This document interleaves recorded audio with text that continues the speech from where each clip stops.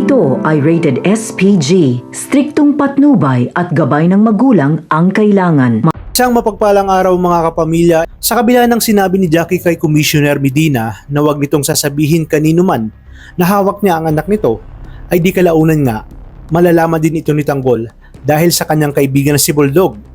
Ngunit matagumpay kayang maililigtas si Tanggol ang anak ni Commissioner. Yan ang sabay-sabay nating pakaabangan sa dulo ng bidyong ito. Unti-unti nang umaayong kay Tanggol ang pagkakataon dahil sa sunod-sunod na mga nangyayari at unti-unti na rin kinakarma ang mga grero, lalo na si Miguelito, dahil sa taong bayan na nga mismo ang tumutugis sa kanila. Matagumpay na nakapasok sina Tanggol sa isa sa mga opisina ng NEC kung saan isa-isa niyang pinabagsak ang mga tauhan ni Miguelito. Saktong narinig niya na sinabi ni Commissioner kay Miguelito na oras na umano para malaman ng taong bayan na si Tanggol talaga ang nanalong mayor noong nakaraang eleksyon. At nang tinutukan nga ni Miguelito itong si Medina at agad na rumesbak at hinamon ni Tanggol si Miguelito na siya ang harapin nito. Sabay putok nga ng baril dahil lang kaya't napuruhan itong si Miguelito. Nagliliyab sa galit si Miguelito at ramdam niya na ang kaba dahil anumang oras ay maari nga daw na maagaw sa kanya ni Tanggol ang pagiging mayor. Sa kabilang banda, unti-unti na sanang nahihimas-masan si Santino sa mga sinabi sa kanya ng kanyang nanay Tess.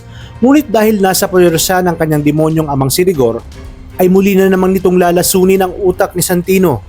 Nalaman kasi ni Rigor na nakipagkita si Mertes kay Santino, kaya muli nitong sinabi na huwag makinig sa mga sinasabi ni Mertes at mag-focus ito sa pagpatay kay Tanggol dahil ito nga daw ang pumatay sa kanyang mag-ina. Balikan natin ang nangyayaring sagupaan kung saan agad na ipinag-utos si Tanggol kay Bulldog na protektahan at itakas si Commissioner dahil siya lang ang tanging makakatulong para malaman ng taong bayan ang buong katotohanan. Dito umalingaw ang putok ng mga bala dahil hindi rin nagpatalo itong si Miguelito hanggang sa nakita niya na dehado na siya at sa kanya nga tinawagan ang kanyang inang si Jackie upang isagawa ang plan B. Kaya naman, habang nasa kotse si Medina at si Bulldog, ay nakatanggap ito ng tawag mula kay Jackie at sinabi na hawak nito ang buhay ng kanyang anak. At sa oras umano na sabihin nito ang totoo, ay hindi niya nga daw makikita na buhay pa ang kanyang anak. Kaya naman biglang natahimik itong si Medina. Dagdag pa nga ni Jackie na walang dapat makaalam kahit na si Tanggol. Nagtaka naman si Bulldog dahil sa biglang pananahimik ni Medina kaya dito sinundan niya si Medina.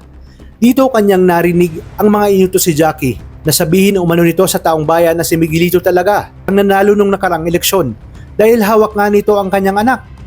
Ibig sabihin, mapapatungan ng panibagong kasinungalingan ang naging totoong resulta ng eleksyon. Kaya naman agad niya itong ipinagbigay alam kay Tanggol. Hindi naman nagsayang pa ng oras si Tanggol at agad na sinundan si Medina kung saan makikipagkita ito kay Jackie. Dito nagulat si Commissioner nang biglang pumasok si Tanggol at isa-isang ang pinabagsak ang mga tauhan ni Jackie. At matagumpay nga nitong nailigtas ang anak ni Commissioner Medina kung saan bagong karakter at bagong tauhan na papasok sa pangatlong taon ng Batang Quiapo. Dahil dito ay naging malaki ang utang na loob niya kay Tanggol at wala nang makakapigil dahil isisiwalat niya na ang buong katotohanan sa Plaza Miranda na si Tanggol talaga ang totoong nanalong mayor noong nakaraang eleksyon.